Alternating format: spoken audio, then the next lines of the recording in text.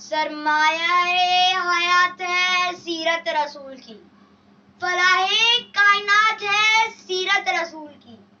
بنجر دلوں کو آپ نے سیراب کر دیا، بنجر دلوں کو آپ نے سیراب کر دیا۔ ایک چشمہ صفات ہے سیرت رسول کی۔ جناب علی بہار، معزز اساتذہ کرام اور میرے عزیز ہم وطنوں، السلام علیکم ورحمۃ اللہ وبرکاتہ۔ آج مجھے جس موضوع پر لب کشائی کا موقع دیا گیا ہے وہ ہے اسوہ رسول صلی اللہ علیہ وسلم اور ہماری ذمہ داریاں۔ جناب علی بخار، یہ تو وہ موضوع ہے کہ جس کے بیان کے لیے ساری دنیا کے درختوں کو قلم بنا دیا جائے، زمین سے آسمان تک قلم اور راکھ بنا دیا جائے، سمندروں کے پانی کو روشنائی بنا دیا جائے، تو یہ تو گمان کیا جا سکتا ہے کہ قلم ٹوٹ جائیں گے، سمندروں کا پانی خشک ہو جائے گا اور زمین سے آسمان تک کا خلا پر ہو جائے گا، لیکن میرے پیارے نبی صلی اللہ علیہ وسلم کی سیرتیں اور اسوہ حسنہ پاک مکمل نہ ہو پائیں گے۔ زندگیاں بیت گئیں اور قلم ٹوٹ گئے، تیرے اوصاف کا ایک باب بھی پورا نہ ہوا۔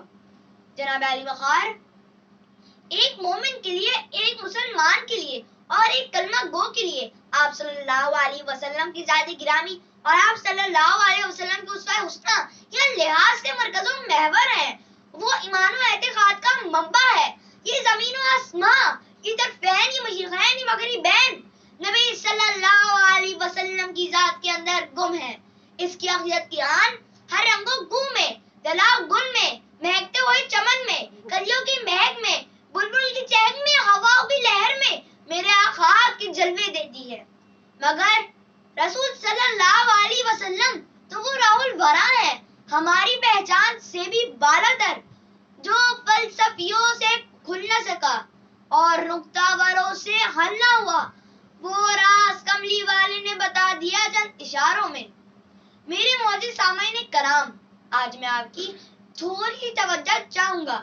ہم ایک عالی شان مرتبہ نبی کی امت ہونے کے باوجود، وہ نبی جو اخلاق میں سب سے اعلیٰ، وہ نبی جو کردار میں سب سے اعلیٰ، کیا ہم میں سے کوئی ایک بھی ہے جو اپنے نبی کے اسوہ کا آئینہ دار ہو، جس کے اعمال سے، جس کے اخلاق سے احساس ہو کہ ہاں یہ عاشق رسول ہے؟ مگر افسوس، آج ہم میں اکثر کی یہ حالت ہے کہ نہ حلیے سے، نہ اخلاق سے، نہ کردار سے، نہ اطوار سے ہم اپنی نبی کی کسی بھی طرح ترجمانی نہیں کر پا رہے ہیں۔ اگر یہی رواج قائم رہا تو روز محشر کے دن اپنے نبی کا سامنا کیسے کریں گے؟ کس منہ سے ان سے شفاعت کی طرف گار ہوں گے؟ کیسے ان کے امتی ہونے کا دعویٰ کریں گے؟ للہ، اب سمجھنے کا، سمجھنے کا اور اعمال کا وقت ہے۔ ایک ذمہ دار امتی ہونے کا ثبوت دیں اور اپنی زندگیوں میں اسوہ رسول کے مطابق بسر کرنے کی کوشش کریں۔ میں اپنی اس تقریر کا اختتام حضرت علامہ اقبال کے قیمتی شعر سے کرنا چاہوں گا۔ قوت عشق سے ہر پست کو بالا کر دے، قوت عشق سے ہر پست کو بالا کر دے، دہر میں اسم محمد سے اجالا کر دے، دہر میں اسم محمد سے اجالا کر دے۔ شکریہ۔